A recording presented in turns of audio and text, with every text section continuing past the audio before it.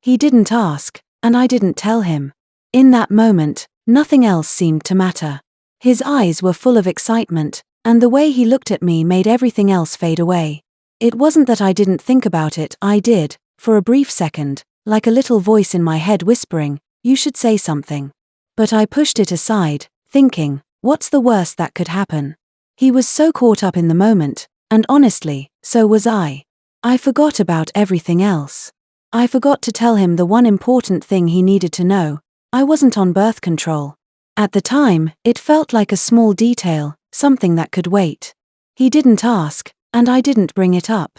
Maybe I thought he'd assume, or maybe I just didn't want to spoil the moment.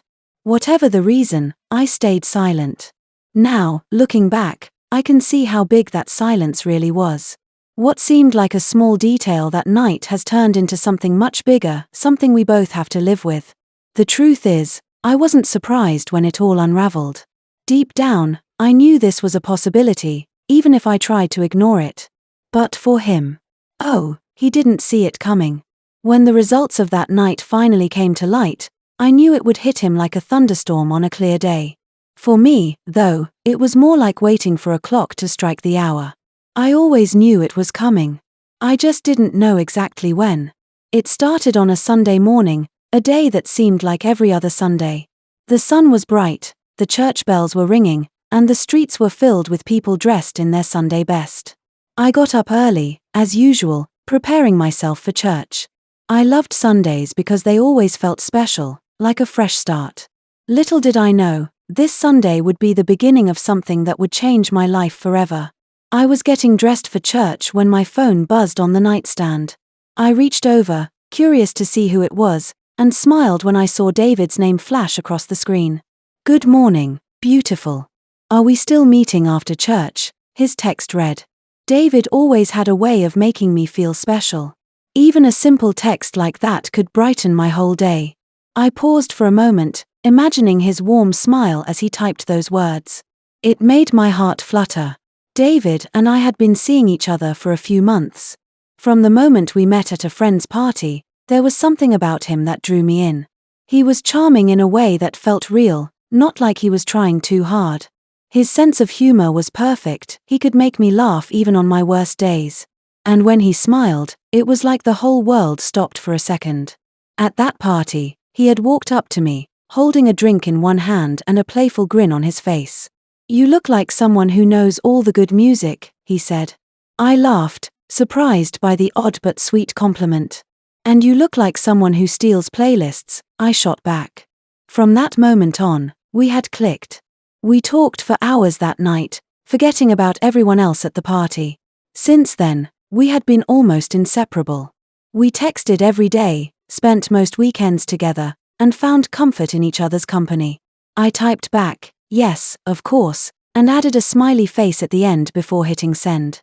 I couldn't help but smile as I set my phone down and finished getting dressed. The thought of seeing David later made me feel light and happy. It wasn't just that he was handsome or that he always knew the right thing to say, it was the way he made me feel seen, like I mattered. As I brushed my hair and slipped on my shoes, I thought about how lucky I felt to have met someone like him. Sundays were already my favorite day of the week, but with David in my life, they felt even more special. I didn't know it yet, but that Sunday would be the start of a day I'd never forget. The church service seemed to fly by, but honestly, I barely noticed. The pastor's words came and went like the wind because my mind was elsewhere on David. I tried to focus, but thoughts of him kept sneaking in. What would he wear today? Would he bring up that silly inside joke we'd been laughing about last week? I couldn't help but smile just thinking about it.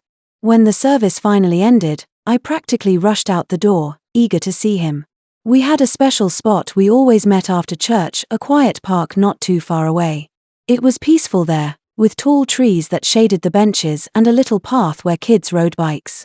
It was the perfect place for us to talk without anyone interrupting. As I walked toward the park, I spotted David leaning against a tree. He looked up and saw me, and the smile that spread across his face made my heart skip a beat. He had this way of looking at me, like I was the only person in the world, and it always made me feel so special. He stepped forward and pulled me into a warm hug, his cologne faint but comforting. "You look amazing," he said, his voice soft but filled with admiration.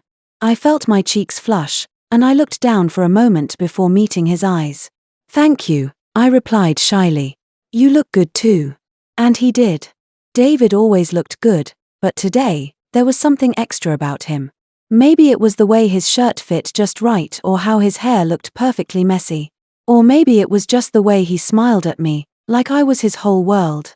We sat down on one of the benches, our usual spot under a large oak tree. The air was filled with the sound of birds chirping and the faint laughter of children playing in the distance. It felt like our little corner of the world, a place where everything slowed down, and it was just the two of us. David started talking about his week, making me laugh with his funny stories and witty comments. He always knew how to make me feel at ease, how to turn even the most ordinary conversation into something special. Being with him felt effortless, like breathing, and I couldn't imagine a better way to spend my afternoon. As the sun dipped lower in the sky, painting everything in shades of gold and orange, David and I decided to head back to his apartment. It felt natural, like something we'd done 100 times before. His place was our little escape, where we could unwind, talk about anything, and just enjoy each other's company. The walk there was quiet but comfortable. The cool evening breeze brushed against my face, and the sound of our footsteps on the pavement seemed to sync with the rhythm of my heartbeat. I didn't think much of it, this was just another ordinary evening with David. We'd probably watch a movie, laugh at some silly joke, and maybe argue over which snacks to eat. When we got to his apartment, he unlocked the door and held it open for me with a playful smile. "Welcome to my humble abode," he teased, as if I hadn't been there a dozen times before. I laughed, shaking my head as I stepped inside. The familiar scent of his cologne mixed with the faint aroma of coffee greeted me, making me feel instantly at home. He put on some music, something soft and mellow, and we settled on the couch. It started the way it always did, light conversation, shared laughter, and moments of comfortable silence. But as the minutes passed, the mood began to shift. His hand brushed against mine, and I felt a spark, the same spark I always felt when he was near. I glanced at him, and the way he looked at me sent a flutter through my chest. Before I knew it, one thing led to another. His touch grew more tender, his whispers softer, and we were caught up in a wave of emotions that felt impossible to stop. Everything about the moment felt intense, almost magical. It was as if the world outside didn't exist, and all that mattered was us. My heart raced, my mind clouded with feelings too big to put into words. But then, in the middle of it all, a thought crept into my mind. It was small at first, like a whisper I could almost ignore. But it grew louder, insistent, until it was impossible to push aside. I wasn't on birth control. The realization hit me like a sudden jolt, but the moment was already too far gone. I could have said something, should have said something, but the words caught in my throat. Instead, I let the moment take over, convincing myself it would be fine. But deep down, I knew this was something we couldn't ignore forever.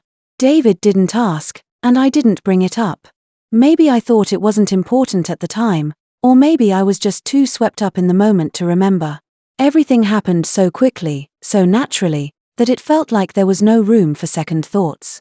It wasn't until later that night, when I was lying alone in bed, staring up at the ceiling, that it hit me. The weight of what I had forgotten to say came crashing down like a heavy wave. "What have I done?" I whispered into the stillness of the room, my voice barely audible. I could hear the faint hum of the city outside, cars passing, people laughing in the distance. Life was going on as usual for everyone else, but for me, it felt like time had stopped.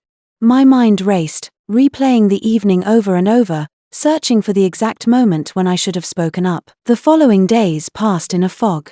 I tried to act normal, to go about my routine as if nothing had changed, but the thought lingered at the back of my mind. It was like a shadow, always there no matter how much I tried to ignore it. I told myself, it'll be fine.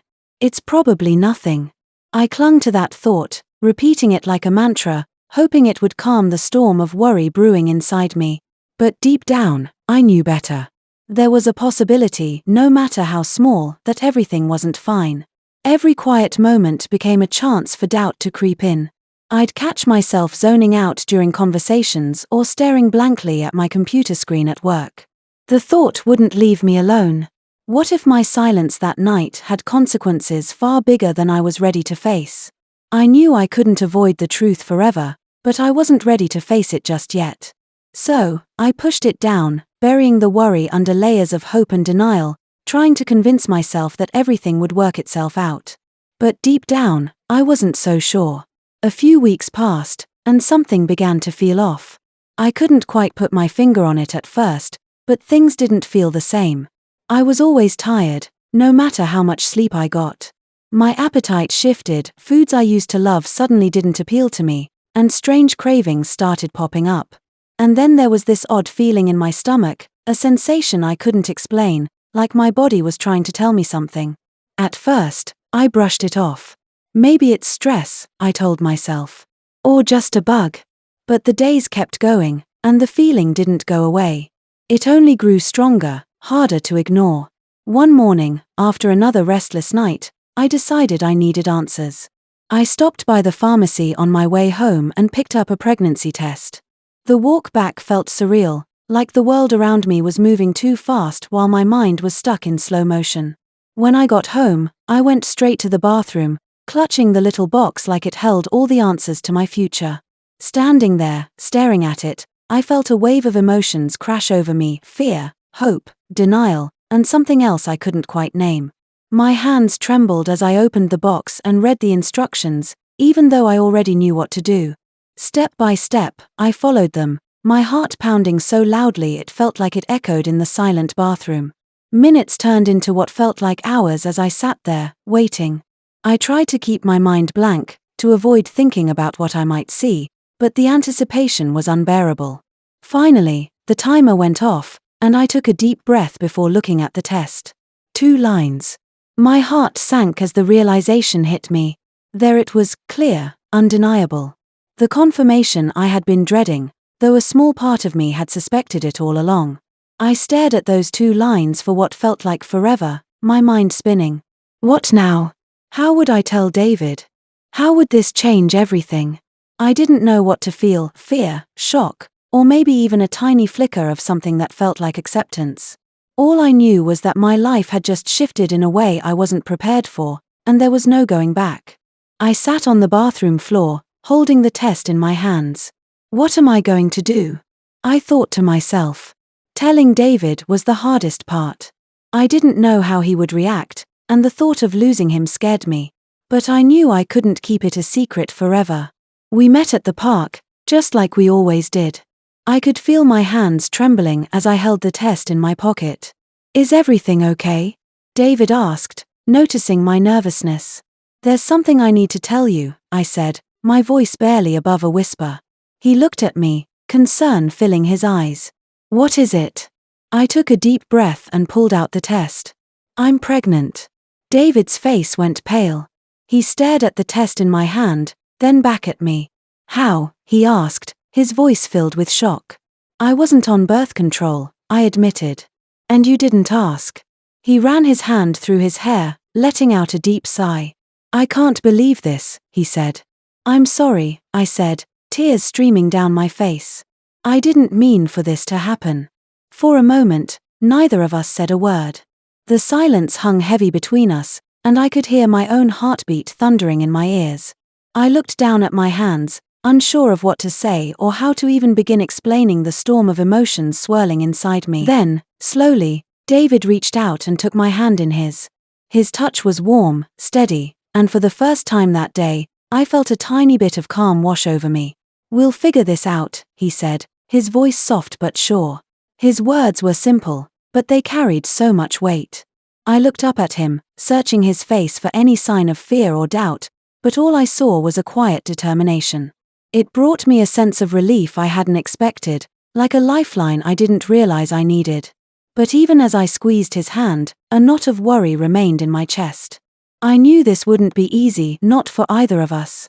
We were still so young, with so many dreams we hadn't even begun to chase. He wanted to finish school and start his career. I had plans of my own, a future I had carefully imagined for years. A baby wasn't part of that plan. Not yet. I felt tears prick the corners of my eyes, and I blinked them back, trying to stay strong. "David," I whispered, my voice trembling. "This changes everything." He nodded, his expression serious now. "I know," he said, giving my hand a gentle squeeze. "But we'll figure it out. Together." His words were comforting, but the weight of reality still pressed down on me. This was uncharted territory for both of us, and I couldn't help but wonder how we would navigate it. Would our relationship survive this? Could we handle the challenges that were bound to come? Even as these questions swirled in my mind, David's presence gave me a glimmer of hope. We didn't have all the answers, but for now, we had each other. And maybe, just maybe, that was enough to take the first step forward. As the months went by, everything began to shift.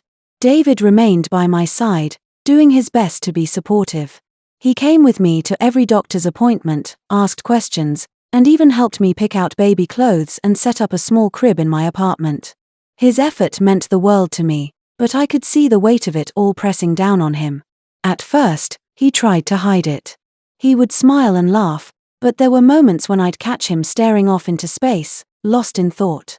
I knew he was struggling, even if he didn't say it out loud.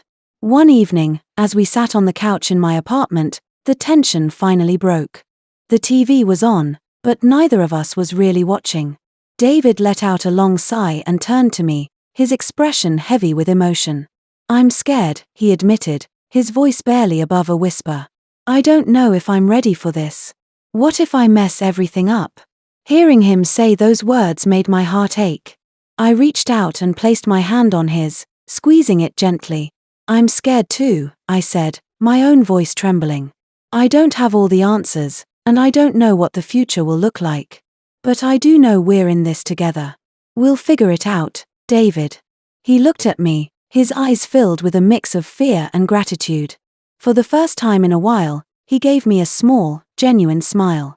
The months seemed to fly by after that conversation.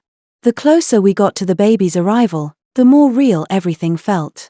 We went through the ups and downs together, moments of excitement as we felt the baby kick, mixed with moments of worry about how we would handle it all. And then, before we knew it, the day finally came. Labor was nothing like I imagined. The pain was overwhelming, and the hours dragged on endlessly. But somehow, through the exhaustion and the tears, I made it. And when the doctor placed our baby in my arms for the first time, it felt like the world stopped. She was tiny, with soft skin and the most delicate little fingers. As I held her, all the fear and uncertainty I had been carrying for months seemed to fade away, replaced by an overwhelming sense of love and awe. David stood beside me, looking down at her. I glanced up at him and saw tears streaming down his face, something I had never seen before. "She's perfect," he said softly, his voice thick with emotion. "She is," I replied, my own tears falling as I smiled down at her. In that moment, everything felt right. We didn't have all the answers, and we still had a long journey ahead of us, but as we looked at our daughter, I knew we had everything we needed to start this new chapter together. Looking back, I realized that moment changed everything. It wasn't easy, but it was worth it.